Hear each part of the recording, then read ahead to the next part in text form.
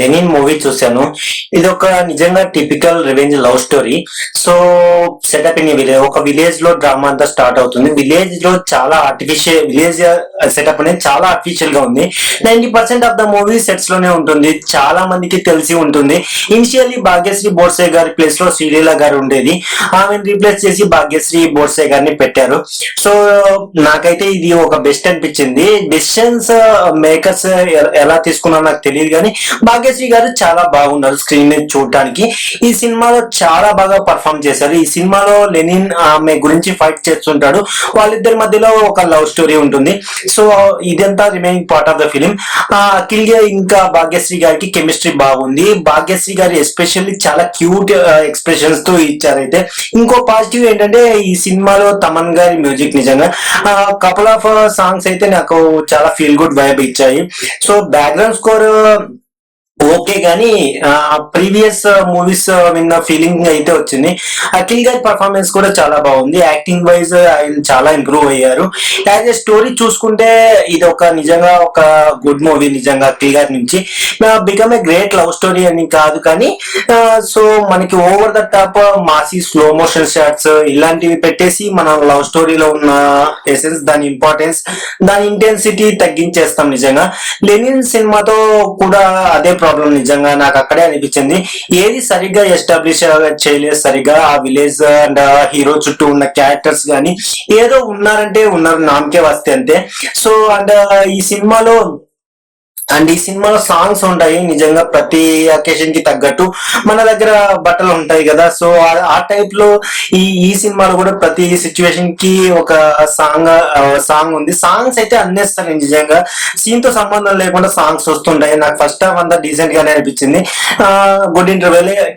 Expect చేయలేదు నేను ఇది. అని ప్రాబ్లం ఏంటంటే సో సినిమాతో కన్వీనియంట్ రైటింగ్ అయితే చాలా దెబ్బేసింది నిజంగా ఈ సినిమాకి. ఒక థర్డ్ పర్సన్ ఇద్దరు మాట్లాడుకుంటున్నారు, ఏదైనా హత్య జరుగుతున్నప్పుడు చూసేయడం, ఆ చాటుగా చూసేయడం, ఇదంతా ఇలాంటివి జరుగుతూ ఉంటాయి కదా ప్రతి సినిమాలో ప్రతి సిచ్యువేషన్ లో. సో ఇక్కడ too much convenience and very outdated writing ఇది. నిజంగా ఈ సినిమా అయితే సక్సెస్ కానీ డైరెక్టర్ మాత్రం ఫెయిల్ అయ్యారు. సలాన్ మూవీలో పండిత్ అనే క్యారెక్టర్ నిజంగా ఉంటుంది కదా ఒక ఆయన ఈ సినిమాలో అఖిల్ గారి ఫ్రెండ్ క్యారెక్టర్ ప్లే చేశారు. చాలా బాగా చేశారు ఆయన. ఈ సినిమాలో అన్నెసరీ అనిపించింది ఏంటంటే నాకు మహాభారతం యాంగిల్, నిజంగా మహాభారతం రామాయణం సెటప్ అయితే పెట్టుకున్నారు కానీ అది ఎక్కడ అంతగా యూజ్ చేసినట్లు అనిపించాలి. ఈ సినిమాని తీసి ఉంటే నిజంగా స్టోరీని చెప్పి ఉంటే కనెక్ట్ అయ్యేదేమో. ఎందుకు తీసుకొచ్చారో మహాభారతం యాంగిల్ అర్థం కాలేదు. అండ్ నిజంగా ఐ ఫెల్ట్ జూనియర్ ఎన్టీఆర్ గారికి వాయిస్ ఓవర్ కూడా అన్నెసరీ అనిపించింది. నిజంగా ఆయన వాయిస్ ఓవర్ బాగుంది కానీ ఆయన చెప్పడం నిజంగా అదంతా, బట్ వాయిస్ ఓవర్ లేకుండా కూడా సినిమాకి అదే పెద్ద ఇంపాక్ట్ అయితే ఉండేది. అండ్ సునీల్ గారు ఉంటారు. నిజంగా ఆయన అయితే కామెంటరీ ఏంటో మధ్యలో లెనిన్ అని ఎందుకని పెట్టారంటే ఆ టైటిల్ అయితే నాకు అర్థం కాలేదు. నిజంగా ఇది ఒక బయోపిక్ అంట. నాకైతే బయోపిక్ అని తెలియదు. స్టైల్ మూవీ ఇప్పుడు అర్జున్ రెడ్డి అని ఎందుకు పెట్టారు? జస్ట్ ఒక పేరు అటెన్షన్ రావడానికి, అందుకే లెనిన్ అని పెట్టారు. నిజంగా అంతే, దానికి పెద్ద సిగ్నిఫికెన్స్ ఏం లేదు. ఆ టైటిల్ కి సినిమాకి అయితే ఏం సంబంధం లేదు. ఈ సినిమాలో ఒక ప్రాప్ ఉంటుంది. సో ఆ సినిమాలో ఒక కడియం ఉంటుంది కూడా చేతికి వేసుకునేది మెటల్ ది. ఆ మెటల్ ని ఒక చిన్న కత్తిలాగా ఫామ్ చేస్తారు. అది బాగా నచ్చింది నాకైతే. నాకు గుడ్ క్రియేటివ్ థాట్ నిజంగా.